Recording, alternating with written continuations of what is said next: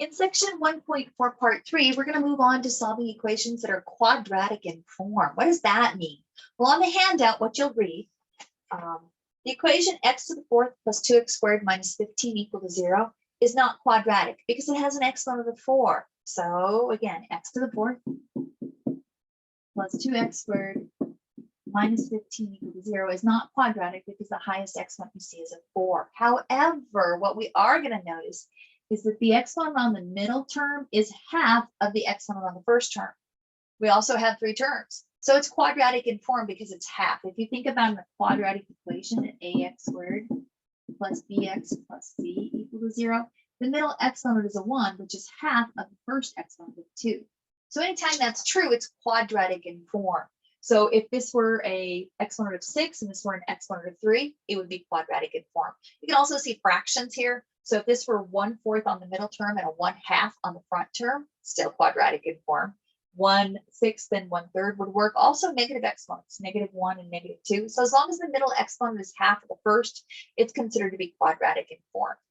So the steps are written there. What we're going to do is something called substitution. The very first thing you're going to do is let u equal the middle variable and its exponent, not the coefficient, just the middle variable. Then by default, u squared is the first variable. And again, we'll go through one and walk these steps through an example. You're going to substitute those u's into the equation. After that, you're going to solve that resulting quadratic equation. All of the ones in the textbook factor, which is nice.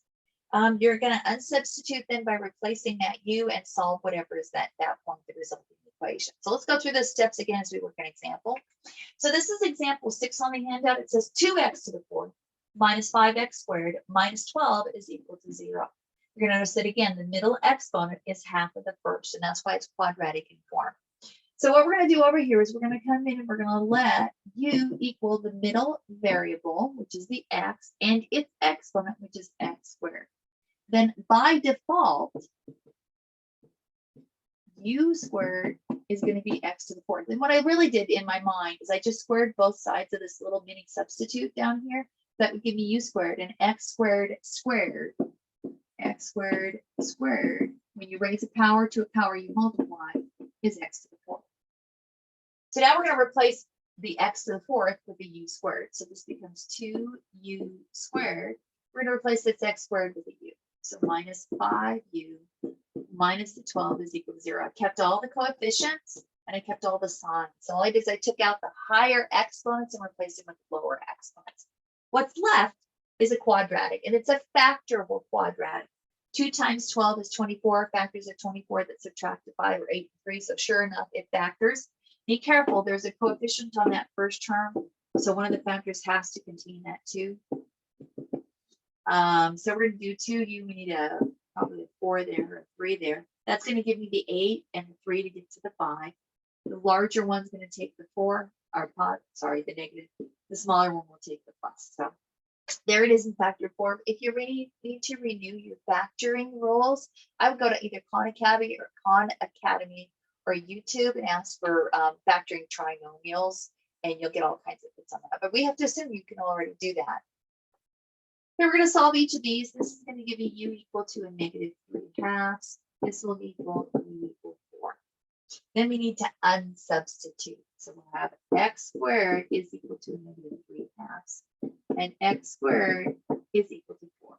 So again, u over here was x squared. So I'm going to replace this u with an x squared. This is also just a u, so we're going to replace it with x squared. Nowhere will we use this again. So this u squared equal to x to the fourth only comes into play when you substitute the first time. We need to solve both of these. This first one's kind of quirky because to get rid of the square, we would come in and square root, but we can't square root a negative in the real number system. So these are not real. So this one's no good. It doesn't yield any solutions. This guy, however, when we come in and square root, does. Don't forget that when you square root a number and you're solving, you need to take the square root as a plus or minus. So we end up with plus or minus 2 as our final solution. So there would be 2 more answers sitting over here, but they're going to involve i's. That's not in this section. So we're just going to do the plus or minus 2 as our solution. You can check them by plugging them back in. Anytime you solve, you can check. So let's go through those steps and kind of review this problem. So the very first step was to do your substitution. to write out what u was equal to and also what u squared was equal to. Then we replaced with the u's. We then solved that equation that gave me u equal -3/2 and u equal to 4.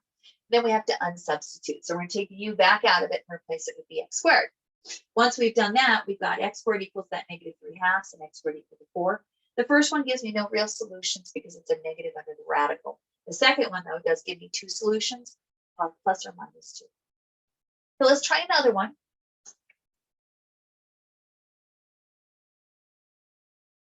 This will be example 7. And this time we're going to deal with an x to the 6th and an x cubed as our variables.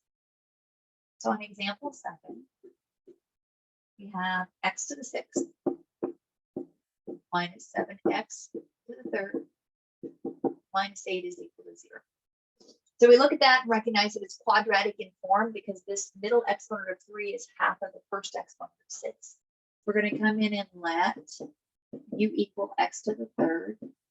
Then by default, u squared would be 3, right? X cubed squared, 3 times 2 is x to the 6th. You don't even really need to do that second part of it because they're going to be what we call canned problems. They're designed to work this way.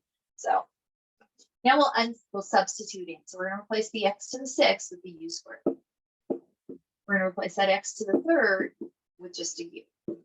Minus 8 equals 0. I kept the -7, I kept the -8. There was no coefficient on the first term, so I don't need to worry about it. Now we're going to factor. Factors of 8 that subtract to 7 are 8. So we have u minus 8 plus 1 is equal to 0. It's a -8 because the -7. The plus 1 is going to take 1 away from that to give me that 7. I don't have to go through the extra step because there's no coefficient on the u squared. So it was a pretty quick factoring. We'll get u equals 8 and u equals -1. So we've solved the resulting equation. And now we're down to step 4. We're going to unsubstitute. U was x cubed.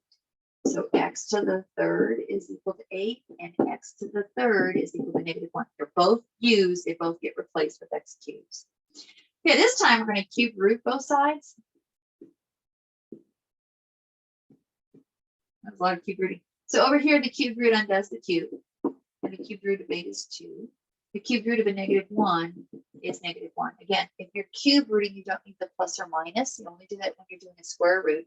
And that should make some sense to you, right? If I take a -2 and square it and a +2 and square it, I get a +4 from the last example. On this example, if I take a -1 and cube it, I get the -1. But if I take a +1 and cube it, I don't get the -1. So it's only when you're doing even roots that you need to add that plus or minus. We get two answers this time, a +2 and a -2.